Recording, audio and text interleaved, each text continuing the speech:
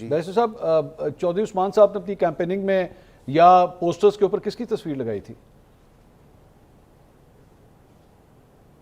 लगाई होगी, किसी लीडर की लगाई होगी, ज़ाहिरी बात है।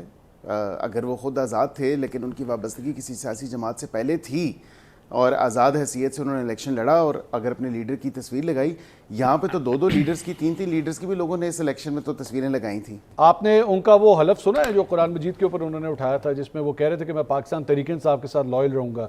ये आपने देखा? आपके ख्याल में जारी बात है? मैंने हलफ सुना नहीं है। अच्छा, आपने सुना नहीं है? मैंने सुना नहीं है, लेकिन मैंने बिल्कुल सोशल मीडिया पे वो तस्वीर ज़रूर देखी है। कुरान शरीफ उनके हाथ में है। लेकिन मैं समझता हूँ सियासत, इसीलिए मैं इस चीज़ का, देखें, मैं बहुत ज़्यादा कहता हूँ कि मज़हब को सियासत के साथ और सियासत को मज़हब के साथ, इन दोनों को जो है ना आपस में आप मिक्स ना करें। इसीलिए क्योंकि सियासत जो फिल वक्त आजकल की सियासत है वो तो आप देखें तो माज़रत के साथ वो सियासत या पिछले ज़मानों में जो सियासत होती थी ये जिस मकसद के लिए होती थी, अब वो एक डिलिबरेट कर गई है वो तमाम तर चीज़।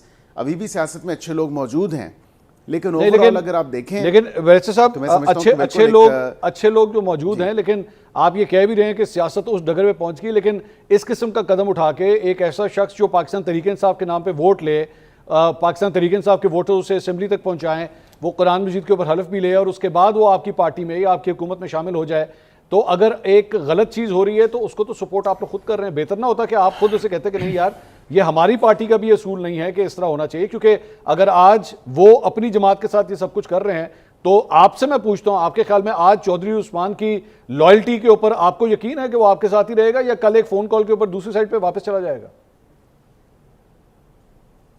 तो मंसूर साहब, फिर हमारे साथ क्या हुआ? हमारी जमात में भी देखें ना, लोगों को या दीगर जमातों में से लोगों को निकाल के लोगों ने रुख किया पीटीआई की तरफ गए। क्या 2018 का इलेक्शन इतना दूर तो नहीं था?